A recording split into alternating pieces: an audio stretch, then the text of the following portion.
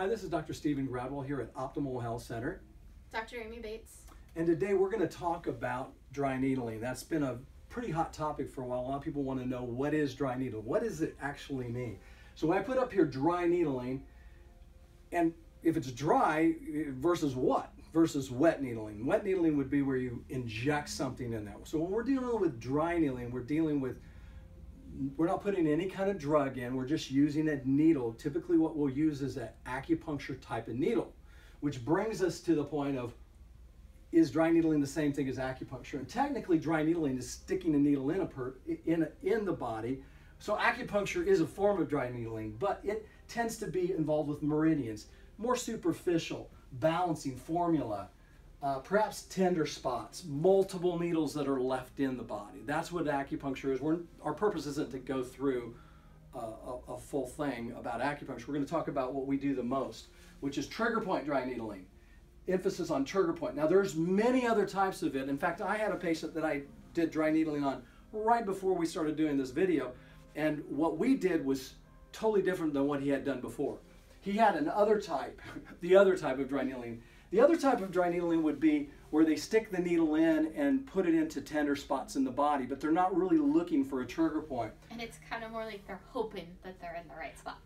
I call it carpet bombing, because anybody that ever has a horror story, that's usually what it is, where they've gone, well, they just kept on putting needles in there and it just hurt and it didn't feel very good and it didn't help. Yeah. So there's actually like 11 different schools of teaching this type of stuff right now. So you can see the confusion with the general public between acupuncture and then all the other dry needling. Yeah, so all dry needling isn't the same. We do here trigger point dry needling, which is based on Janet Travell's work. So what we do is we do dry needling into a trigger point. So I'm going to pop this up for just a little bit. And when we do dry needling, if we just did acupuncture, we might take the needle, this will be the needle, and we just put it into the skin.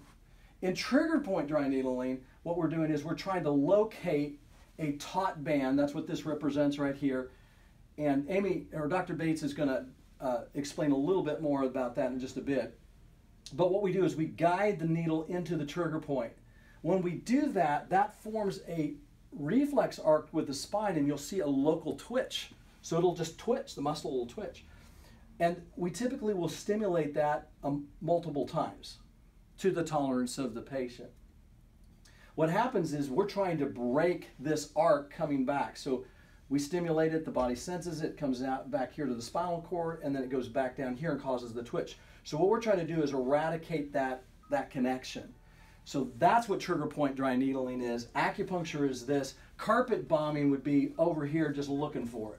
And they may get into it, but usually not, because they're usually going pretty superficial. It's kind of like even a blind squirrel finds a nut occasionally. So that's not how we do it. We look for that taut band, we find the trigger point, we localize it. Now, other signs that you have a trigger point is that it could refer to a distant area that many times we already know that muscle will refer to it. For example, a point here that refers up into the neck, a point here in the SCM muscles that go up into the face. I would say one of our favorite muscles is glute minimus. Yeah. It will get blamed for sciatica because glute minimus is a very deep muscle, and in fact you can't get to it manually. You need a needle to get as deep in there as we need to. But that referral pattern will mimic sciatica. So it'll come down the side of the leg, even down into the calf or down the posterior leg, and that has been gangbuster for helping patients relieve a lot of chronic hip issues and that referred pain. And it's the muscle, not the nerve. Yeah, you can't overstate that. When I've done a lot of manual myofascial work, and so I would get into that area. Now when I try to palpate, and I say try, I'll use my elbow to try to locate that. And if I can get a reproduction of symptoms down the leg, I know there's a trigger point there. So then we go in and we find it with the needle, localizing it, finding that taut band, going in and getting it.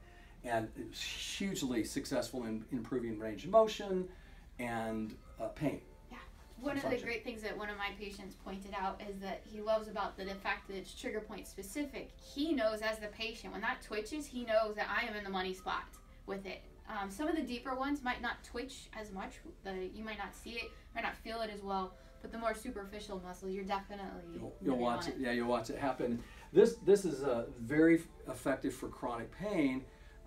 post-surgical, Pre-surgical. pre-surgical. They actually Absolutely. did a research study in Spain where the patients, it was double-blind study, the patients were dry needled literally before they went in to have total knee replacement, and their improvement after surgery, 1 month post-surgery, they had less pain than everybody else. It took them 6 months that didn't get dry needled at all. Didn't need to use near the medication, and we're all concerned about opioid use too.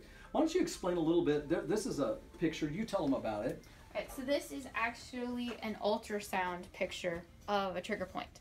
So this represents a normal band of muscles. Now remember, these can be deep, so this muscle band's fine, but the layer above it is where that trigger point is.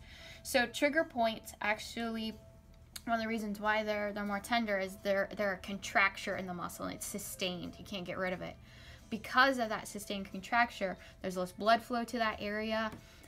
There's less oxygen to it, and it changes the pH or the physiology of that area. So normal muscle tissue out in here might be a pH of a 5 or 6. That's going to be more acidic. It's going to be a pH of a 4 with it.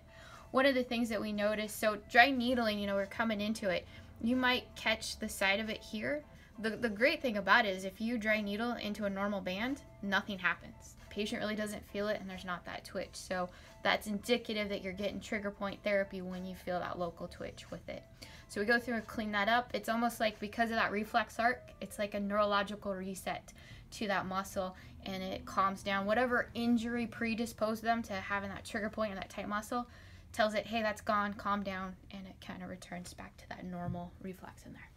Excellent. That's an excellent description. So this is a modality that we've added to our practice in recent years. I had done acupuncture for probably 30 years, and I probably do about 98 to 99% dry needling because it's so effective on musculoskeletal problems and improving functional movement, decreasing pain that people have had for years.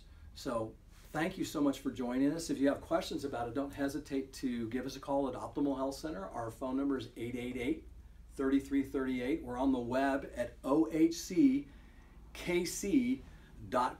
You can look us up online. This is Dr. Stephen Gradwell. Dr. Amy Bates. And we're saying thank you for joining us.